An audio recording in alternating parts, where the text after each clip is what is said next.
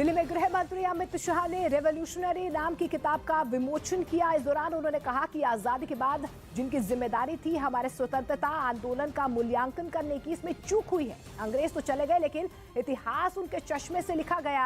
आज हमारे इतिहास के लेखन को गुलामी की सोच से मुक्ति दिलाने की जरूरत है।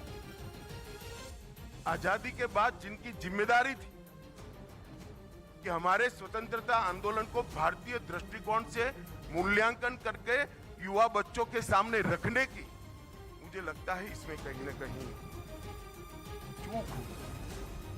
अंग्रेज तो चले गए थे, मगर जो अंग्रेजियत छोड़कर गए थे उसी चश्मे से पढ़कर इतिहास को लिखा गया, और इसके कारण ये पूरा कंफ्यूजन आज हमारे सामने है। अमेरिका के सामने सबसे बड़ी परेशानी की शक्ल में सामने आई, क्योंकि FAA यानी फेडरल एविएशन एडमिनिस्ट्रेशन के कंप्यूटर सिस्टम में गड़बड़ी के बाद 1000 से ज्यादा उड़ानें रोक दी गईं। फेडरल एविएशन एडमिनिस्ट्रेशन अमेरिका में उड़ान भरने वाले विमानों को आपात स्थिति की जानकारी देता है, जिसके लिए वो नोटैम यानी notice to air mission system का इस्तेमाल करता है। लेकिन इसी सिस्टम में गड़बड़ी आने के बाद पूरे अमेरिका में तहलका मच गया। अमेरिका में उड़ान भर रहे विमान एयरपोर्ट पर उतर गए। जो उड़ने की तैयारी कर रहे थे उन्हें रोक दिया गया। बताया गया कि उड़ानों को जानकारी देने वाले नोटैम में अचानक ऐसी गड़बड़ी आई कि वो अपडेट होना बंद हो गया। इसके बाद अमेरिका की 1000 उड़ानों को रोक दिया गया और नोटैम का इस्तेमाल करने वाली फेडरल एविएशन एडमिनिस्ट्रेशन ने गड़बड़ी का पता लगाना शुरू कर दिया। लेकिन तब तक पूरे अमेरिका में हाहाकार मच चुका था। जो विमान जहां था वहीं रुक गया था। बताया गया कि फेडरल एविएशन एडमिनिस्ट्रेशन को कई घंटों तक तो समझ में नहीं आया कि आखिर उसके सिस्टम में गड़बड़ी हुई कैसे,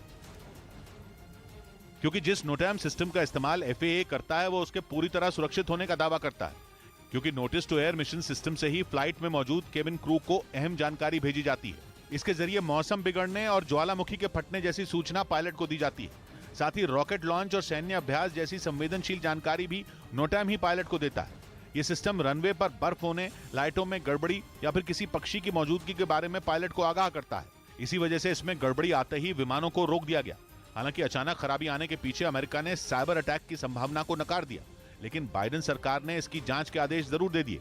इधर FCI घोटाले में CBI ने एक साथ 4 राज्यों के 50 से ज्यादा जगहों पर छापेमारी की।